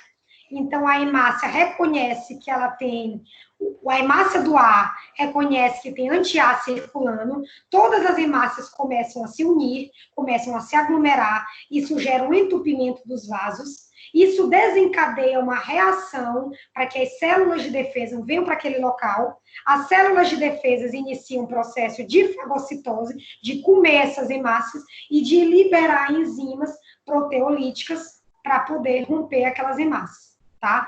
E aí eu quero dizer para vocês que um processo de erro de transfusão de sangue, tá? Um erro de compatibilidade entre o aglutinina e o aglutinógeno pode desencadear, gente, uma insuficiência renal. Então, após uma transfusão de sangue com falta de compatibilidade entre o aglutinina e o aglutinógeno, eu posso desencadear no meu paciente uma insuficiência renal aguda, tá? E por que que isso acontece? Alguém sabe me dizer por que vocês acham que isso acontece? O que o rim tem a ver com isso? Diante de tudo que vocês já sabem. É porque ele faz a filtragem, né, professora? E também regulação também. Regulação de quê? Tá certo? Só completo. De sais minerais. Então, bora lá. Isso aí não passa de... Não passa direito, não chega no rim, beleza. E lembram que a hemoglobina, ela também é regulada, a quantidade de hemácias pelos rins. Então, tudo isso justifica. Então, bora lá. A insuficiência renal, na verdade, ela acontece por várias coisas, tá? Então, quando a quantidade de hemácias, de hemoglobina do sangue está maior do que o que deve ser, os túbulos começam a ter problema na filtração. E aí isso acontece o quê? Começa a ter um acúmulo de hemácias no meu sangue. Além disso, o que vai acontecer? O rim não consegue filtrar adequadamente esse conteúdo. Não filtrando adequadamente esse conteúdo, a gente vai ter também uma insuficiência, tá? Outra coisa que acontece é que a regulação das hemácias é feita pelos rins, através da eritropoetina. Então, se eu estou vendo que eu não está chegando filtração, quantidade suficiente de hemácia para ser, quantidade suficiente de sangue para ser filtrado, o rim dispara para acontecer o quê? Para a medula óssea produzir mais hemácia. Sendo que não é que eu não tenho hemácia suficiente. As hemácias estão ficando pelo meio do caminho e não estão chegando nos rins. os rins reconhecem que pouca você está chegando, manda produzir mais. O que vai acontecer com essas hemácias? Vão entupir cada vez mais o vaso. Isso vai gerar no paciente uma insuficiência renal aguda. Processo de filtração inadequado, o rim reconhece que pouca hemácia está sendo produzida porque não está chegando lá, manda a medula óssea produzir mais hemácia, o que aumenta o processo de entupimento. E aí tem outra coisa, essa hemoglobina continua circulando, tá? E aí não consegue o nosso rim filtrar. Esse eu já falei com o Lucas, viu? Porque eu tô com o boleto da NET, já paguei. E gente, quem que tá falando? O rapaz do grupo, ele vem aqui para eu assinar o... Jandira, E Jandira, a gente tá escutando a conversa. Ela tirou já. Eu não gosto de botar porque eu não escuto, tá? Então, resumindo. Gente, desculpa, porque eu tô trabalhando também daqui. Não, eu até me assustei. Então, resumindo. Uma das consequências mais letais de um erro de transfusão é a insuficiência renal aguda, tá? Ela vai se iniciar num prazo de alguns minutos e curtas horas, tá? A pessoa vai ter uremia, porque o rim não vai estar filtrando adequadamente as substâncias que circulam, tá? E a insuficiência decorre de alguns mecanismos. A quantidade de hemoglobina, de hemácia, de sangue no sangue, como é que eu posso dizer? De substâncias circulantes no sangue, vai se elevar acima do nível crítico, porque começa a entupir por causa da precipitação da hemácia, o rim vai reconhecer, vai achar que não está chegando sangue suficiente e manda a medula óssea produzir mais células sanguíneas. E aí, com isso, mais hemácia vai se precipitando. E tudo isso gera um processo de entupimento e processo de falta de filtração. Então, a insuficiência renal aguda, ela é um dos principais mecanismos, fatores adversos de erros de transfusão de sangue. Beleza? Beleza. Tá? E aí eu pergunto para vocês, essa insuficiência, vocês acham que ela pode ser resolvida? Se a gente diagnosticar a tempo? Sim? E aí, o que é que vocês acham que a gente tinha que dar para esse paciente se a gente descobrisse esse erro de transfusão? Anti-B. Isso, a gente soro contendo um anti-B, isso mesmo. O soro, na verdade, gente, é como se fosse o plasma sanguíneo, né? Contendo as células mergulhadas. Então, excelente. Se eu estou dizendo que eu dei, na minha superfície da minha massa, tem A, e eu dei anti-A e teve uma reação imunológica contrária, eu administro um soro contendo anti-B. E aí o meu organismo consegue reverter essa situação. Mas vale deixar claro, gente, que isso tem que ser em questão de horas, tá? Porque em questão de uma semana, a gente pode ter morte desse indivíduo. Então, é rápido, tá? Esse negócio tem que ser diagnosticado a tempo. Então, bora passar. Falamos do grupamento OAB, e agora a gente vai falar do fator RH, tá? O grupamento RH, juntamente com o grupamento OAB, tá? Ele é um grande sistema para determinar a tipagem sanguínea. A principal diferença entre o OAB e o RH está relacionado que no sistema OAB, as aglutininas que estão circulando no sangue, responsável pela ocorrência de reações, se desenvolve espontaneamente. Já o sistema RH, as aglutininas não ocorrem de maneira espontânea, tá? Ao invés disso, eu vou precisar que a pessoa tenha sido exposta a um fator RH. E aí isso é feito durante a vida intrauterina ou durante uma transfusão de sangue, tá? Quando eu faço uma transfusão de sangue, ou quando a mãe transfere seu RH para o filho, né? Eu começo um processo de formação do fator RH, tá? Então, enquanto o OAB, ele vem de maneira espontânea, Tá claro que tem a carga genética, a criança já vem pré-determinada qual é o grupo dela. O grupamento RH, ele pode ser modificado quando eu tenho uma exposição ao RH contrário. Para que ele serve? A mesma coisa, para permitir a transfusão de sangue entre os indivíduos, quando isso for necessário, e para tipificar, caracterizar o sangue de qualquer das pessoas. E aí, do mesmo jeito que eu expliquei para vocês, quando eu tenho nas hemácias o antígeno, eu vou ter o fator que a gente chama de RH positivo. Quando eu não tenho os antígenos na minha hemácia, eu vou ter o que eu chamo de RH negativo, tá? Então, isso que acontece. Então, é outro tipo de tipagem sanguínea, é o que a gente mais fala em relação ao grupamento OAB e em relação ao fator RH. Diferença... Oi.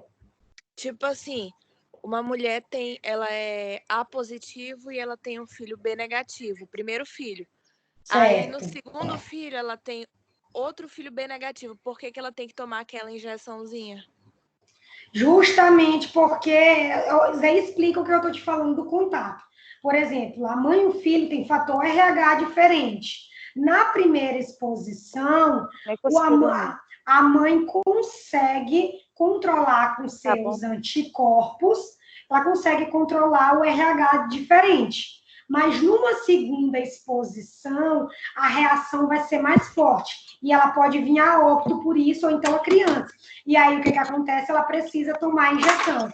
Porque lembra que o fator RH, ele precisa de um contato prévio para você desenvolver a reação imunológica. Então, isso justifica, porque aí a gente chama de eristoblastose fetal. É por isso que... negócio de fator RH que eu não entendo. É a mesma coisa do OAB, eles não tem diferença, tá? Tá caracterizando se eu tenho ou não antígeno na minha hemácia.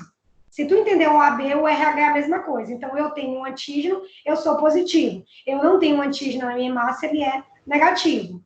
Isso também interfere na tipagem sanguínea, isso também interfere na transfusão de sangue. A única diferença entre o fator OAB e o fator RH está relacionado que eu preciso ter um contato prévio e eles não ocorrem de maneira espontânea. Essas são as diferenças.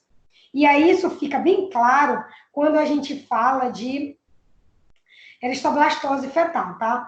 Então, quando eu tenho, por exemplo, uma pessoa com RH, tá? Com RH negativo, ela pode virar um RH positivo se ela tiver várias sensibilizações por esse fator RH.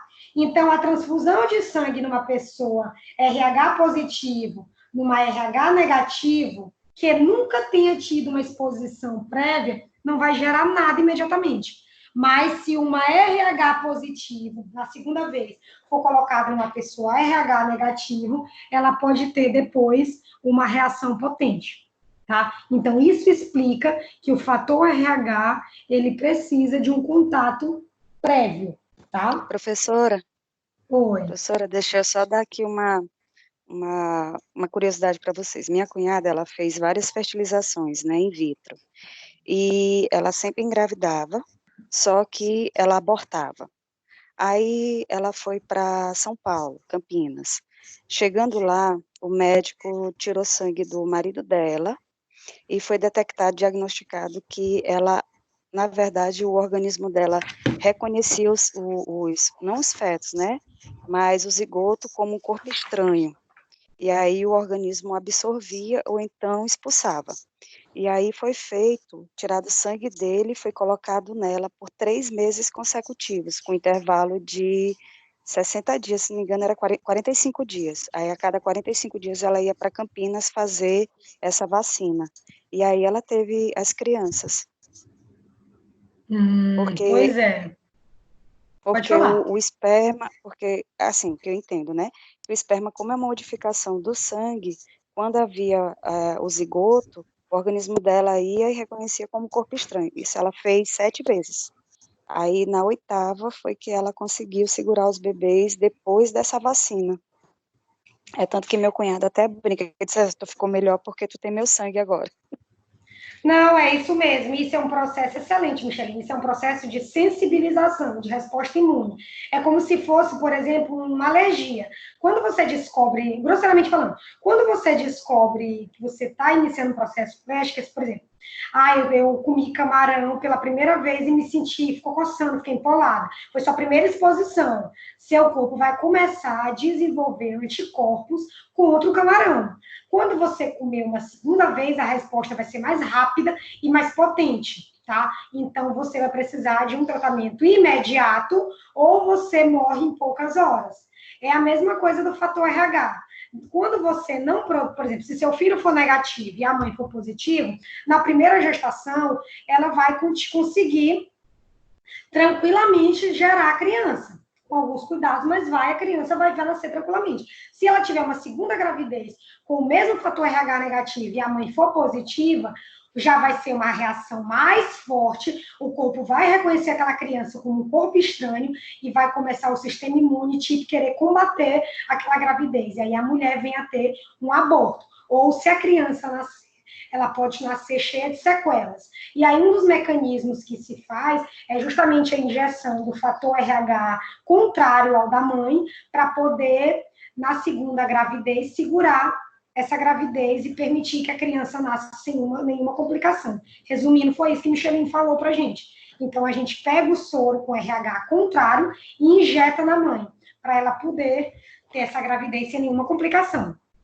Vocês entenderam?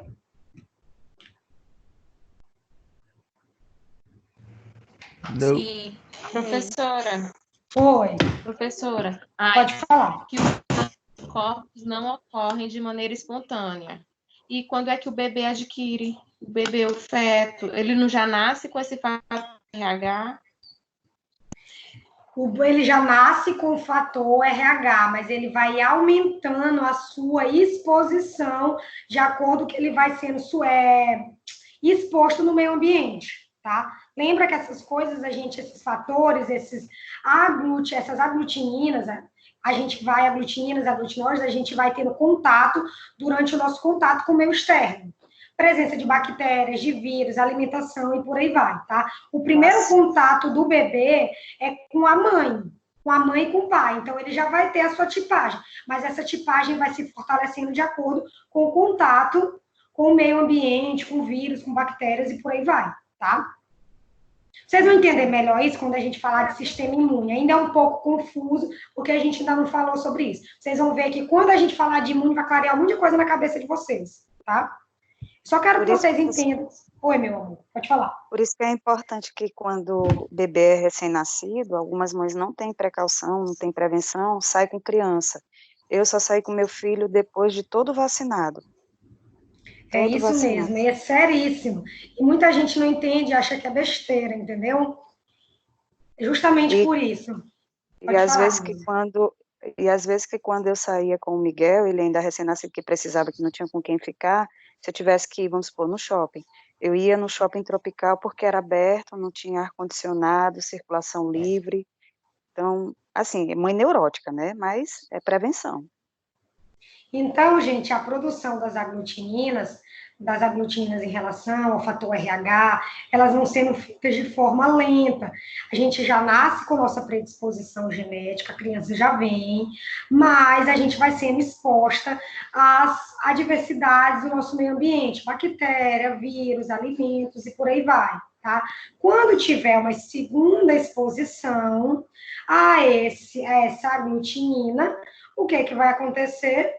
A gente vai desenvolver de forma mais forte, vai manifestar de forma mais forte. É isso que acontece. E aí a gente já até falou sobre isso, a eristoblastose fetal, né? A eristoblastose fetal, ela é uma doença de fetos, é uma doença do recém-nascido, tá? E ela é caracterizada pela aglutinação progressiva das hemácias, né, e fagocitose, ou seja, as hemácias, elas começam a se aglomerar numa região, elas começam a entupir os vasos, e aí o sistema de imune reconhece aquilo e começa a mandar as células de defesa para comer, para matar aquelas hemácias que estão se precipitando, tá? Na maioria dos casos, a eristoblastose fetal está relacionada com uma mãe que é RH negativa e o pai é RH positivo. E aí, o que acontece? O bebê vem RH positivo do pai e a mãe começa a desenvolver as aglutininas, os anticorpos anti-RH, porque a mãe é negativa, né? E aí, isso daí começa a se difundir pelo corpo da mulher, passa pela placenta e começa a atacar o feto, causando a aglutinação das hemácias no feto. Então, o que acontece? Incompatibilidade entre o fator RH da mãe com o filho. A mãe é negativo, o filho é positivo, porque herdou do pai, o corpo da mulher começa meio que a reconhecer a criança como um corpo estranho. E isso começa a levar a precipitação. Oi, meu amor. A senhora podia explicar de novo o que é fator RH, que eu não entendi muito bem. Fator RH, Hércules, é a mesma coisa que quando a gente fala de OAB. São os antígenos que estão presentes ou não na membrana. Então, eu vou ter, além do grupamento OAB, eu vou ter o fator RH. Quando eu tenho os antígenos do fator RH na minha membrana, eu digo que eu sou RH positivo. Quando eu não tenho os antígenos do fator RH na membrana das minhas hemácias, eu digo que eu sou negativo. Então, o fator RH vai ser determinado pela presença ou não do antígeno RH nas minhas hemácias. É a mesma coisa do OAB. A única diferença está relacionada a um contato que eu preciso ter anteriormente e eu preciso de outras exposições para fortalecer essa tipagem sanguínea quando a gente fala de RH. Então, quando eu falo de RH, eu falo de antígeno presente na minha hemácia. Quando o antígeno está presente, eu sou RH positivo. Quando o antígeno está ausente, eu falo de RH negativo. Só isso. Não tem por que tu fica esperado. Pensa no AB, pensa no RH, pensa na hemácia, pensa nos prolongamentos que eu tenho na membrana. E eu preciso ter ou não ter para determinar meu tipo sanguíneo. E aí, tendo ou não... Oi, meu amor. Ainda tem aquele fator MN, né? Isso, mas a gente não vai entrar em detalhes disso, meu filho. Nem de alelo, dominante, recessivo, porque se isso daqui já é complicado, imagine a gente falar de NM, alelo dominante, alelo recessivo, tá?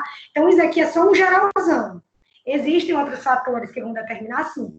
Mas eu acho que eu não quero deixar vocês doidos. Quero que vocês entendam pelo menos isso daqui.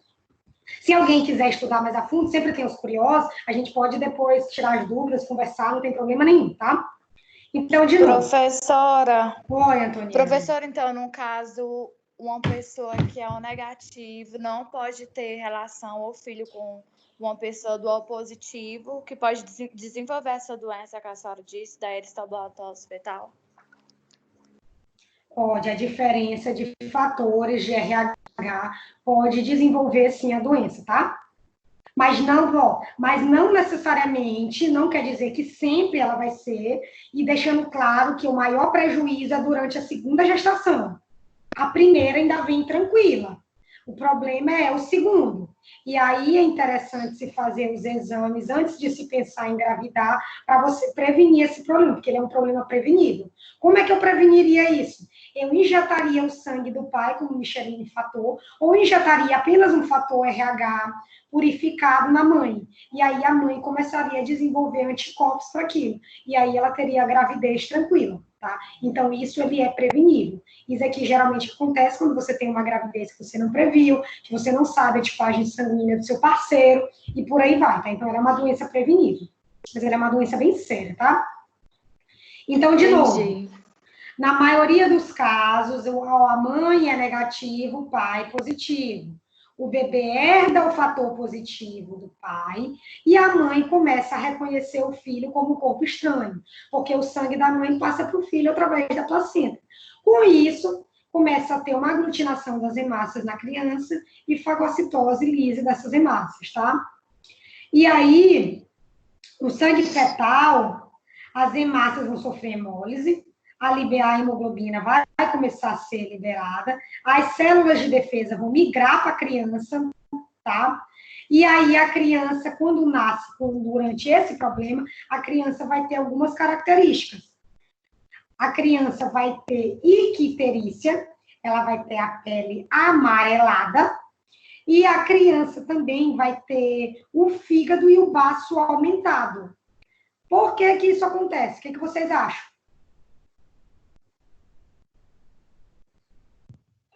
Por que a criança vai ter produção de icterícia? linfócitos, o organismo da criança está produzindo mais linfócitos para tentar combater o fator que está entrando pelo sangue.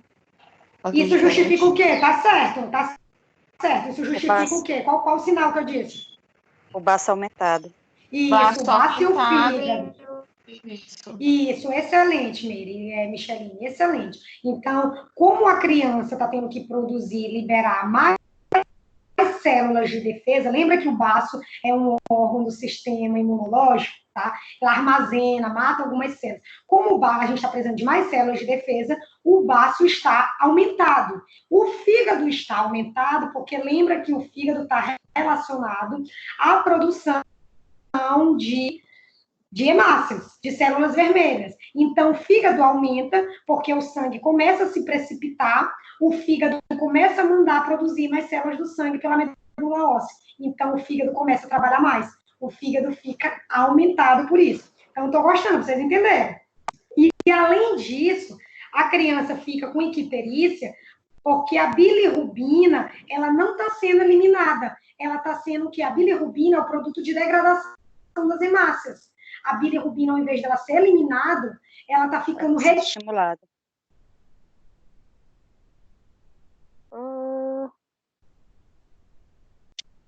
Tá? Então, é por isso que a criança estão sendo rompidas, elas estão sofrendo lise. Então, a criança nasce com anemia por isso. As hemácias, elas começam a ficar com núcleo, começa a ter um erro de produção dessas, e a criança tem como sequela distúrbios mentais, tá? Ela começa a ter defeito no sistema imune, defeito no sistema digestório, tá? Problemas no tegumento, e a criança começa a ter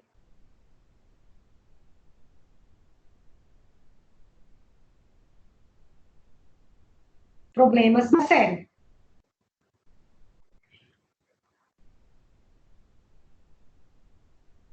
A estoblastose fetal, gente, está relacionada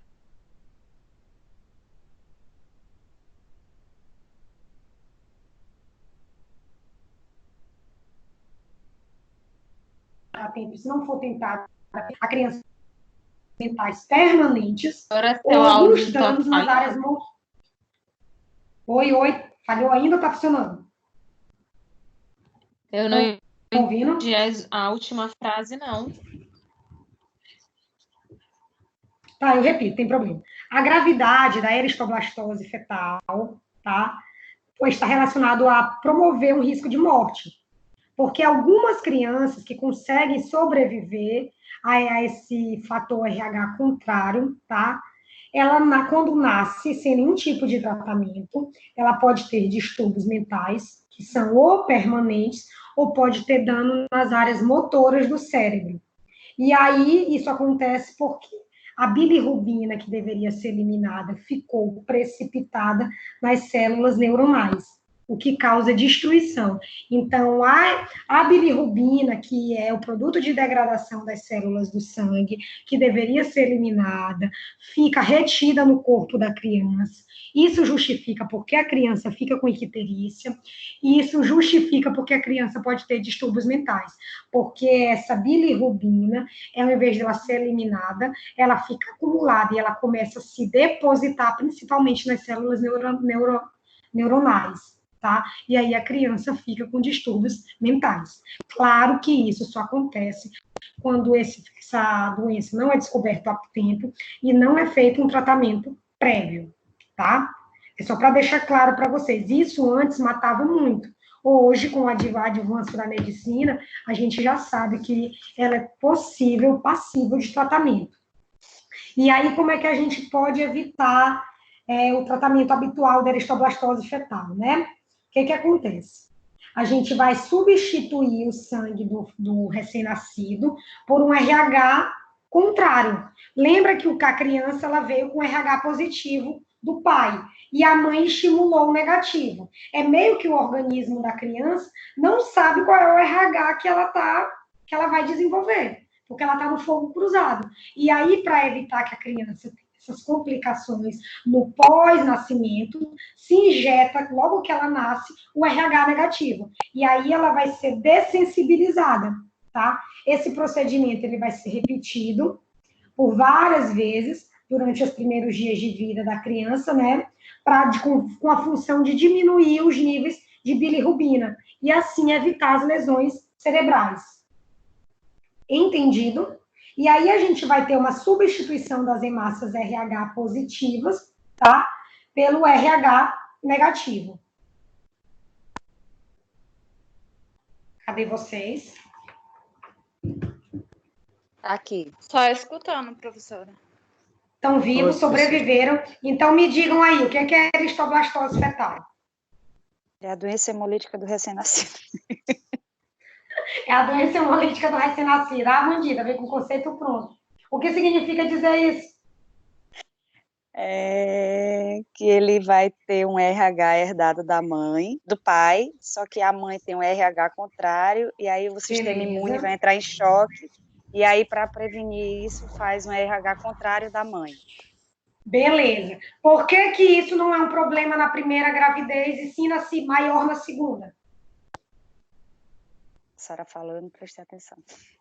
Alguém lembra? Por causa do sistema imune, a resposta mais rápida. vai reconhecer como um negócio. Isso, porque o sistema imune vai reconhecer, porque na primeira exposição a minha resposta é lenta, e na segunda exposição eu já tenho uma resposta mais agressiva. Excelente, juntando a resposta de Hércules com a resposta de Hades, tá? E aí, quais são as características desse bebê que nasce com essa doença? E por quê? Bebê com icterícia, bilirrubina armazenada, causando distúrbio mental, porque essa bilirrubina vai se depositar nas células neurais. Beleza, e essa bilirrubina tinha que ser excretada, ela é produto de quê? De degradação do sangue. Isso. Tinha que ser excretada. Tinha que ser excretada nas fezes. Lembram que quando a gente falou de digestório, que as nossas fezes são escuras por causa da excreção de bilirrubina, tá? Essa bilirrubina é um produto que deveria ser excretado, ela está retida no nosso corpo e fica retida principalmente nas células neuronais. Quando a criança nasce e não é diagnosticada e não é tratada a tempo, essa criança pode vir desenvolver distúrbios mentais, principalmente distúrbios relacionados à motricidade, à movimentação dela, tá? E por que o baço fica aumentado? Isso, é o que dá cor. Por que o baço fica aumentado? Porque tem um aumento maior das células de defesa do organismo. Isso, beleza, gostei de ver. E aí, como é que a gente evita essa doença? Com a vacina com RH contrário. Beleza. Que pode ser dado na mãe antes dela engravidar, ou pode ser dado depois no filho, quando se descobre já quando a mulher já está gestante. Entendido? Sim, senhora. Estão vivos, sobreviveram? Oi, meu amor. Diga. Pode dizer. Diga. Kede. Oi, professora, arrumei aqui o microfone. Que quando eu nasci, primeiro filho, aí eu tive esse problema com icterícia, aí eu passei um bocado fiquei tomando remédio controlado até meus 6 anos de idade. E, fui o primeiro filho por que isso aconteceu?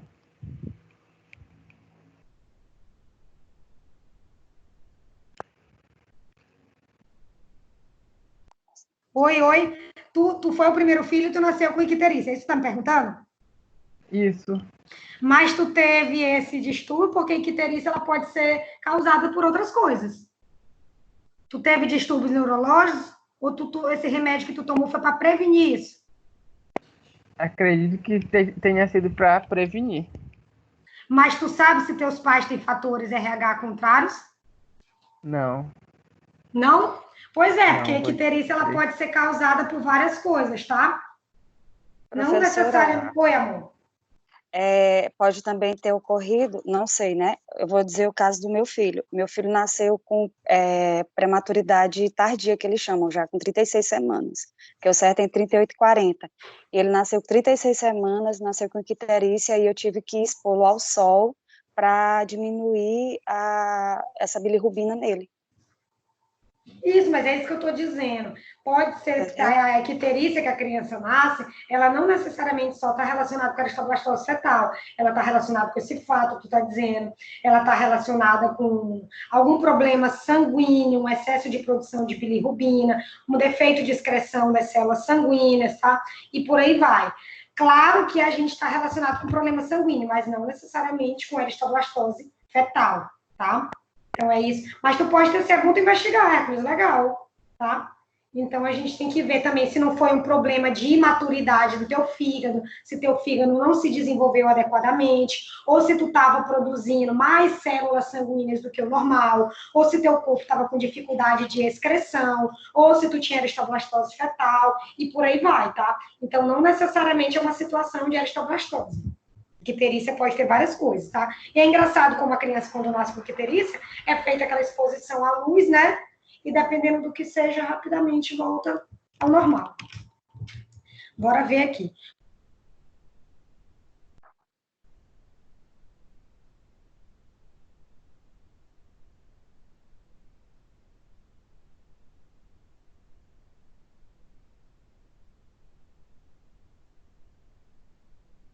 Tá mudo.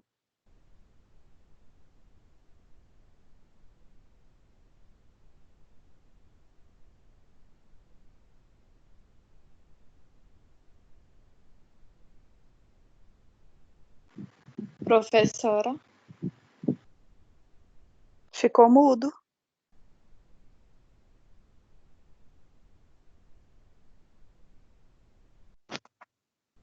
Só eu que não tô também ouvindo a não voz tô da ouvindo. Acho que professora? Alana, dela. eu acho que ela Ela deixou. teve algum problema, porque tá mudo e não mudou o slide. Acho que ela teve Alguém algum manda problema mensagem na para ela no internet. WhatsApp.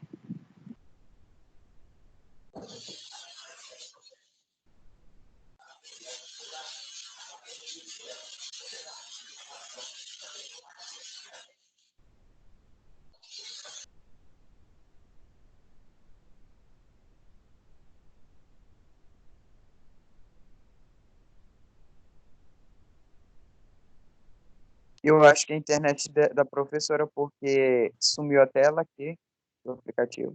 Estão me ouvindo? Sim. Agora sim. Gente, essas são as dificuldades de trabalhar assim, né? Porque às vezes do nada. Só um pouquinho de paz, mas já está terminando, tá? Então, vocês, bora lá, voltando. Perguntei para vocês como que a gente transmite esses grupos, né? E aí falei para vocês que esses grupos, eles são transmitidos geneticamente, né? São transmitidos de pai para filho, né? Durante o processo da gravidez. E aí é por isso que é importante ter cuidado com exames prévios quando se pensa em gestar uma criança, tá? E aí como que se dá a transfusão de sangue? Para que eu faça uma transfusão de sangue, é necessário que eu tenha compatibilidade entre o grupo sanguíneo e o fator RH, porque senão eu vou ter uma reação do tipo imunológica que vai gerar uma lise, um agrupamento, uma precipitação das hemácias e sua posterior lise. Então, o processo de transfusão de sangue, para que ele seja feito da forma adequada, eu preciso de um doador e um receptor que sejam compatíveis. O O sendo doador universal, pode doar para todos, e o AB como receptor universal, tá? Então, não esqueça disso. E aí, alguém perguntou no começo da aula as combinações de grupamento OAB com fatores RH, que são esses grupamentos aqui, ó, tá? Que é que se a gente fosse associar o grupamento O com o grupamento fator RH, seriam esses tipos de combinações que eu deveria ter, tá? Então, eu não quero que vocês decorem isso, vocês podem ficar com essa tabela por questão de curiosidades e por aí vai. Eu quero que vocês entendam que eu tenho nas minhas hemácias receptores que vão determinar o meu tipo sanguíneo e que meu organismo produz anticorpos com receptores contrários ao que eu tenho nas minhas hemácias, porque eu tenho antígenos que entram em contato com o meu corpo durante a alimentação, durante o contato com vírus, bactérias e por aí vai. Então, não quero que memorize isso aqui não vai estar na prova, tá? Só para você, questão de conhecimento mesmo, que eu preciso da combinação tanto do grupamento O quanto do fator RH.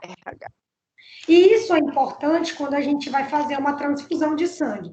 O que é a transfusão de sangue? É a transfusão de um sangue total ou partes desse sangue de uma pessoa para outra. Então, eu posso doar todo o sangue de uma pessoa para outra, ou eu posso doar só plaquetas, eu posso doar só plasma, eu posso doar só leucócitos, eu posso doar as partes separadas. Então, até é chamado de transfusão, tanto a transferência de quantidade total de sangue, incluindo parte celular e parte plasmática, quanto doar apenas parte desse sangue. Tudo isso é chamado de transfusão de sangue, tá? Para que eu faça uma transfusão de sangue, eu preciso fazer uma entrevista de doação, uma entrevista prévia, né? Uma anamnese. Eu não sei se alguém aqui é doador de sangue, tá? Você, quando vai, você responde uma entrevista prévia e depois você faz uma primeira doação para que se faça uma análise da sua tipagem sanguínea. Então, se você for no Hemomap pela primeira vez, eles vão fazer uma anamnese detalhada da sua vida. Depois disso, você vai ser submetido a uma tirada de sangue, e essa primeira tirada vai ser analisada, tá? É feita uma PCR, uma polimeração, uma análise de cadeia do seu sangue, tá? E aí é feito os testes de tipagem sanguínea, e aí você recebe todos esses exames, de forma que, se você tiver algum problema, aquele sangue vai ter que ser descartado. Senão, aquele sangue vai ser armazenado, vai ser purificado para ser entregue para uma outra pessoa. Caso eu tenha um erro de tipagem sanguínea, de incompatibilidade, o que é que a pessoa vai sentir? Ela vai sentir febre, dor no local da infusão, vai ficar inchado e a pessoa vai ter alterações respiratórias e aumento de pressão arterial. Então, quando você tem um problema de transfusão de sangue, todos esses sintomas vão estar presentes, porque o corpo está sendo invadido por antígenos a qual ele não é capaz de combater, não está na sua constituição do seu corpo, tá? Então, é isso que acontece. Esse é o problema das transfusões de sangue, tá? Então, as transfusões de sangue, tá? Para minimizar os riscos, a gente tem que fazer a tipagem, tá? Para que a gente veja se o sangue é compatível. Depois que a gente faz a dupla verificação de quem está doando e quem está recebendo, o profissional vai administrar o sangue na pessoa que vai receber, tá? Então, as reações, quando elas acontecem, elas são imediatamente, vai ser em questão de minutos, né? Por isso que a pessoa que está recebendo, ela fica sendo analisada num período, tá? E aí a gente pode ter febre, reações alérgicas, tá? Problemas pulmonares, dificuldade de filtração renal, infecção, e por aí vai, tá? Por que vocês acham que a febre acontece?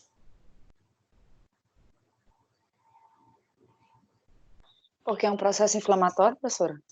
Isso, é um processo inflamatório. O corpo está sendo invadido por substâncias a qual ele não produz, ele não reconhece, tá? A febre é causada porque os glóbulos brancos reconhecem como infecção e eles começam ao quê?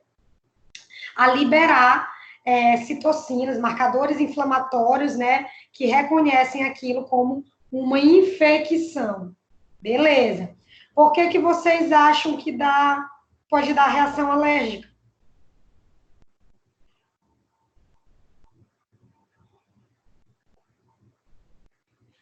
Reação alérgica?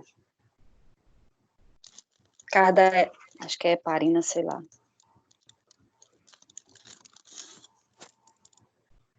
os eosinófilos aumentam, né? A transfusão precisa ser interrompida, e está relacionado também, gente, ao sistema de defesa.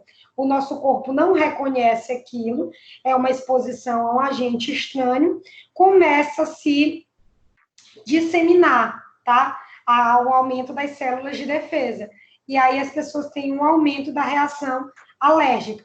Por isso, aí eu tenho infiltração de glóbulos brancos e plaquetas. E por que você... É parina, que chama? Não, como é? É parina, né?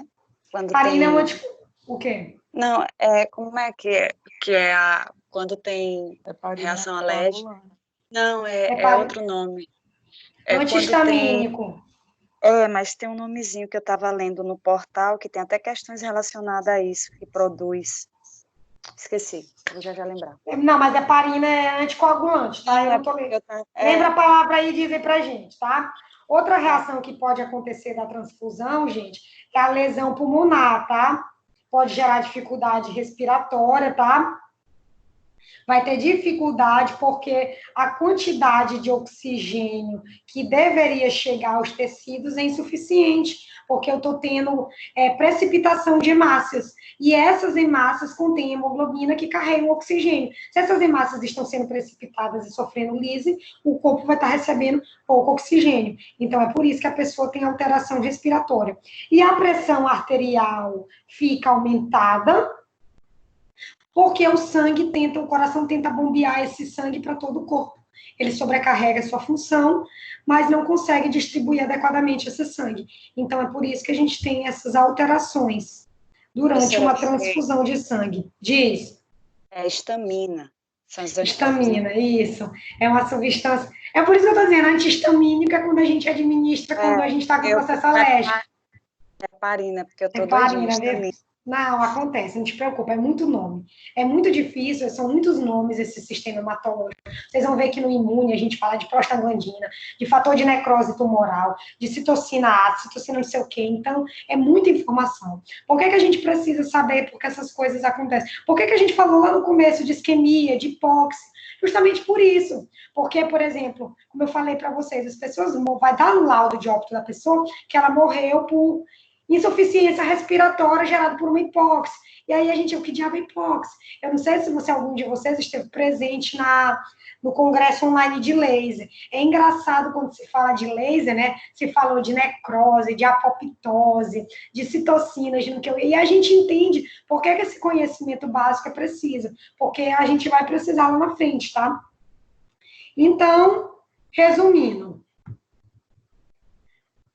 nós temos diversos tipos sanguíneos. Os mais comuns que a gente trabalha estão relacionados ao fator OAB e ao fator RH, e vão ser determinados pela presença de antígenos ou aglutinógenos na superfície da minha hemácia, e aglutininas ou anticorpos que estão circulando no meu plasma sanguíneo. São substâncias de características proteicas que precisam estar ser compatíveis uns com os outros, para que meu corpo não desenvolva uma reação imunológica e eu tenha hemólise, eu tenha precipitação das hemácias, eu tenha morte desse indivíduo, tá?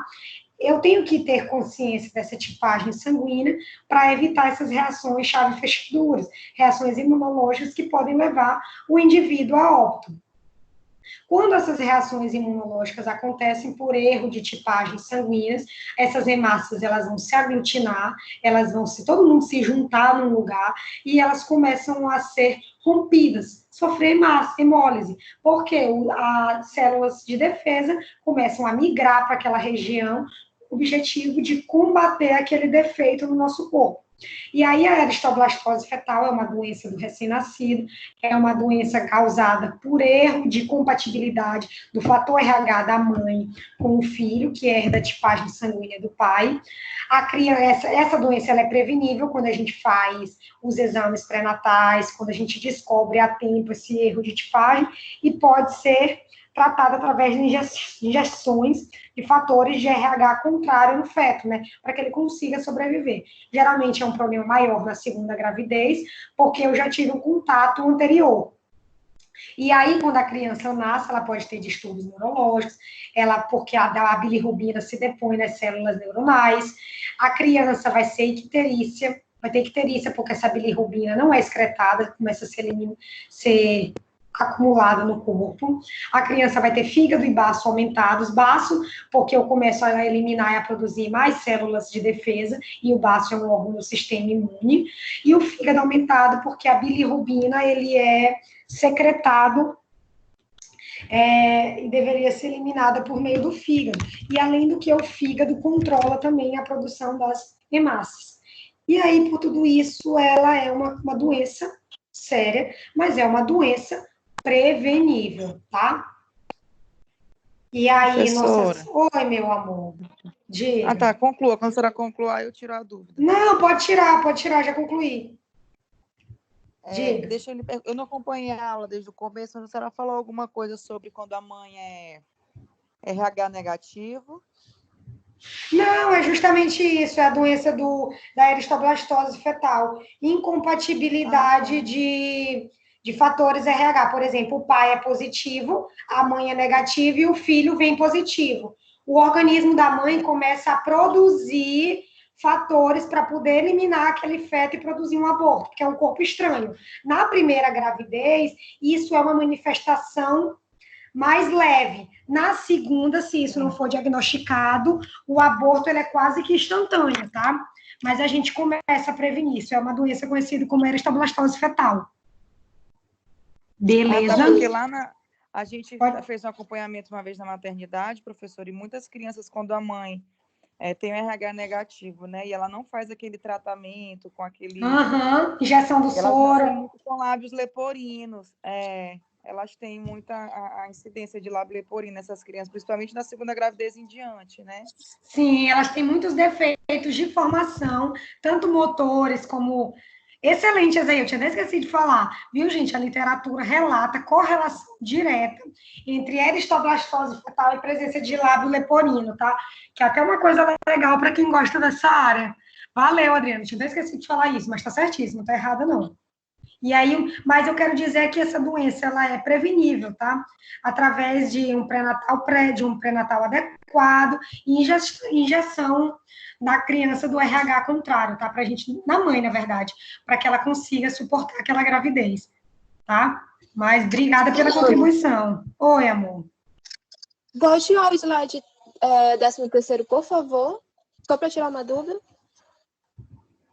13º? Pronto. Diga. É tipagem sanguínea, porque eu tinha colocado uma palavra errada e tu continuou falando e depois parou tudo, aí eu não lembrava o que era. Desculpa, obrigada. Então, de nada, meu amor. Gente, dúvidas, perguntas, estão vivos? Tá tudo certo? Tá tudo bem, sem dúvida. Tá tudo bem? Então, na próxima semana, eu vou fazer uma atividade com vocês na hora da aula, tá?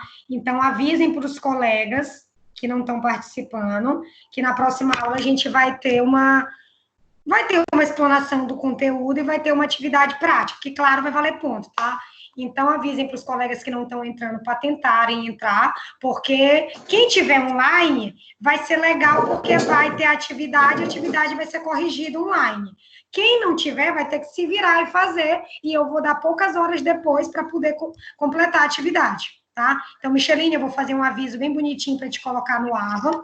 Eu peço para vocês fazerem a unidade 3, tá? Já iniciar. Vocês, graças a Deus, são uma turma que estão em dias com as atividades, tem pouca gente devendo as atividades da unidade 2, mas já façam as atividades da unidade 3, tá? Essa aula aqui, ela tá gravada, eu vou disponibilizar ela no YouTube para vocês revisarem quantas vezes quiserem. Próxima aula a gente se vê, não vai ser feriado, viu? Então, próxima aula, estamos aqui 8 horas. Combinado? Tá bom, Kelly, saúde, viu, meu bem? Vai dar tudo certo. Vou rezar por você, tá? Obrigada, professora. Obrigada muito. Bom dia, meu Vocês amor. Também, então, olha a Dani se aparecendo aí, ó. Dani aí, toda se querendo aí. Toda se aparecendo. Eu não assisto a aula. Menina, eu fiquei passada. Né? Eu não assisto toda a aula. O povo comenta, né? Gente, engraçado que eu falei pra Micheline assim, Micheline, cadê Dani e Adriana? Porque eu nunca mais olhei essa bandida na aula. Aí ela vai se aparecer, Micheline, ó. Diz que toda magagem aí com esse cabelo dela. Ela tá sendo. Eu sei, Dri, que tu tá trabalhando, que tu é linha de frente, que tu tenha muita saúde, viu? E que tu continue honrando teu compromisso, tua profissão com amor, que eu sei que não é fácil, viu? Saúde pra gente. Fica em casa. Mas tá firme e forte. Não, eu rezo pelos profissionais da saúde todo dia e por todos nós, gente, porque só nos resta ter fé que dias melhores vão vir, tá? Então a gente se vê na próxima aula, tá? Fiquem com Deus, bom dia. Precisando de qualquer coisa, mandem direct, mandem WhatsApp. Um cheiro.